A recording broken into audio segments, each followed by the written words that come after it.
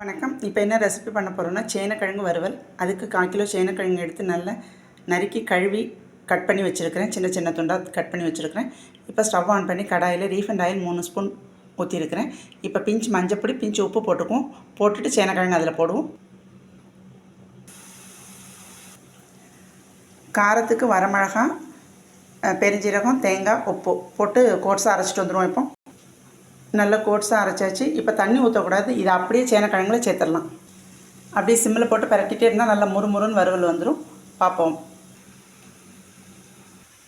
முக்கால்வாசி நல்லா வெந்துடுது. இன்னும் நல்லா ரோஸ்ட்டாக வரட்டும். சேனக்கிழங்கு வறுவல் ரெடி. நல்லா முறுமுறுன்னு வந்துடுது. இப்போ ஸ்டவ் ஆஃப் பண்ணிடலாம். கேரட், பீன், பருப்பு சொல்லி இன்றைக்கி சமையல். இன்றைக்கி சனிக்கிழமை நம்ம வீட்டு லஞ்ச் மெனு பச்சரிசி சாதம், சௌச்சோ, கேரட், அவரைக்காய், மாங்காய் போட்ட பச்சை மிளகாய் சாம்பார், கேரட் பீன்ஸ் பருப்பு உசிலி, பருப்பு வடை, சேனக்கிழங்கு வறுவல், கட்டிப்பருப்பு.